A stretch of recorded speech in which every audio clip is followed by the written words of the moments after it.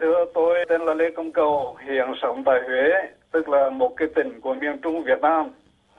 Tôi là cái người đấu tranh bảo vệ nhân quyền suốt hơn 30 năm nay và hiện đang là vụ trưởng gia đình Phật tử gia đình Phật tử Việt Nam trực thuộc Giáo hội Phật giáo Việt Nam Thống nhất. Đây là một cái phong trào giáo dục trẻ. Distinguished guests and human rights defenders, my name is Lê Cong Cau and I live in Huế, central Vietnam. I'm a human rights defender and head of a youth movement which was founded in the 1940s and is modelled on the Scouts Association. It's not officially recognised by the communist government, but our activities are tolerated because we provide much needed education for young people. We have some 300,000 members in Vietnam today. Mới đây chúng tôi đưa vấn đề nhân quyền vào chương trình giáo dục tại một cái khóa học mùa hè năm nay tổ chức tại một cái tỉnh của miền Trung. Recently, we began to include human rights education as part of our activities. At a summer camp in central Vietnam this year, we held a seminar on internet freedom to discuss the role of new technologies in expanding our knowledge. Vietnam is a signatory to United Nations instruments, such as the International Covenant on Civil and Political Rights, and human rights are enshrined in our constitution. We believe that young people should learn about human rights if they are to become good citizens of Vietnam. Như tháng 3 năm ngoái, tôi bị công an bắt đi làm việc 3 ngày ròng rã. Công an tố cáo tôi đã có những cái bài viết về nhân quyền đưa lên mạng. Because of this, the authorities have begun to crack down on our movement. I am particularly targeted. In March last year, I was arrested and interrogated non-stop for 3 days. Police accused me of writing articles calling for human rights and criticising government policies. They threatened to imprison me on charges of circulating anti-socialist propaganda, a crime that carries up to 20 years in prison. This year, on January the 1st, I was arrested again at Phu Bai Airport near Huế as I set off to meet members of my movement in Ho Chi Minh City. Police took me off the plane on the pretext that I was suspected of carrying terrorist materials in my suitcase. Of course, they found nothing, but they confiscated my laptop computer, flash drives and cell phone and subjected me to intensive interrogations. Although I'm not charged with any crime, I've been under house arrest since then at my home in Huế.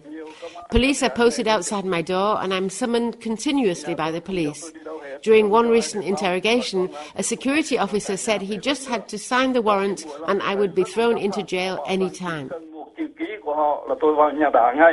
Cùng với cái việc bắt bớ quản thúc tôi, thì nhiều huynh trưởng trong phong trào của tôi cũng đã bị sát nhiều, bắt đi làm việc. Ví dụ như anh Nguyễn Tất Tự là người phó của tôi, là bị công an làm việc trong các ngày 6, ngày 7, ngày 8. Following my arrest, several other members of the movement in Huế were subjected to harassments. Nguyễn Tất Trực was detained for questioning from the 6th to the 9th of January and accused of violating the law because he signed letters on behalf of our movement. He's now under house arrest. As a result, his family is in grave financial difficulty because they rely on his wife's earnings in order to survive, yet he is forbidden to drive outside his district to take her to work. Another senior member of our movement, Hoàng Như Đạo, was interrogated by police and also accused of illegal activities. Police are now posted outside his home, frightening his wife and young children. As I speak to you today, almost 100 members of our movement in Huế and the central provinces are under house arrest without any justification or charge, simply for exercising their legitimate right to association and peaceful assembly. Cho nên hôm nay tôi xin báo động đến Hội đồng Nhân quyền Liên Hợp Quốc là những cái tiếng cầu cứu nguy kịch của tôi. Có thể đây là lần cuối cùng tôi còn được phát biểu vì công an hăm dọa sẽ bắt tôi vào tù. Tôi không sợ nhà tù. I'm launching this message at the United Nations today as a cry of alarm. This may be my last opportunity to speak out, as I am told that I may be arrested in the coming days. I do not fear imprisonment. I take full responsibility for my legitimate and peaceful acts, and I'm ready to face the consequences, whatever they may be. Last week, after 20 days under house arrest without charge, I wrote to the local security police protesting my arbitrary detention. I demanded that they formally indict me and put me on trial. If not, they must release me immediately. But the police made no reply. I'm appalled that Vietnam can treat its citizens so unfairly, and I refuse to remain silent in face of such injustice. Người đấu tranh bảo vệ nhân quyền tại Việt Nam ngày nay đang đối diện trước cái sự khủng bố, sát nhiễu, bắt giam của công an chỉ vì hành xử ô vua các cái quyền cơ bản của mình được quy định trong hiến pháp và các cái công ước quốc tế. Chúng tôi bị vu cáo là chống nhà nước xã hội chủ nghĩa, nhưng trong thực tế chúng tôi chỉ bảo vệ cái sự thăng tiến nhân quyền được bảo đảm trong tuyên ngôn quốc tế nhân quyền mà thôi. Human rights defenders in Vietnam today face unprecedented police brutality, harassments and arbitrary detention simply for peacefully exercising rights that are guaranteed in our constitution. We are accused of anti-socialist activities, but in reality we are simply working to protect and promote the legitimate rights of our people as guaranteed in the UN Universal Declaration of Human Rights. My movement is committed to education, for we believe that knowledge and understanding form the very basis of progressive and dynamic society. The right to education is enshrined in the UN International Covenant on Economic, Social and Cultural Rights, to which Vietnam is a state party. By repressing my members and prohibiting our activities, Vietnam is violating its binding commitments to its citizens and to the international community.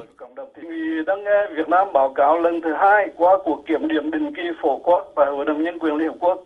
Tôi xin kêu gọi các phái đoàn, các chính phủ hãy lưu tâm tới những người đấu tranh bảo vệ nhân quyền tại Việt Nam và áp lực Việt Nam thực hiện những bước cụ thể thực thi nhân quyền, không bằng lời hứa mà phải bằng hành động thực tế. As you meet to consider the second Universal Periodic Review of Vietnam, I call on all government delegations to examine the plight of human rights defenders and press Vietnam to take concrete steps to improve our situation.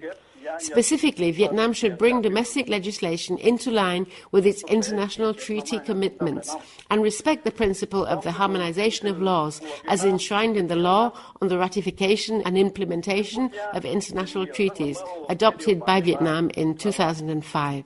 Vaguely worded national security provisions in the criminal code, such as Article 88 on spreading anti-socialist propaganda, should be repealed, for they enable the state to imprison anyone at any time, with total impunity. Human rights must be protected by the rule of law, otherwise they are meaningless. Vietnamese human rights defenders should be entitled to pursue their activities freely and not be forced to live in silence and slavery under the one-party state. Thăng tiến cái quyền con người, còn nếu không thì cái nhân quyền tại Việt Nam sẽ bị thu chột và người Việt Nam trở thành nô lệ cho một cái đảng phái độc tài và toàn trị. Để tôi xin thưa như vậy để xin quý vị lưu tâm. Tôi phát biểu lúc 15 giờ ngày 25 tháng 1 năm 2014. Tôi là Lê Cong Cau. Thank you for your attention. Lê Cong Cau, Huế, 25th of January 2014.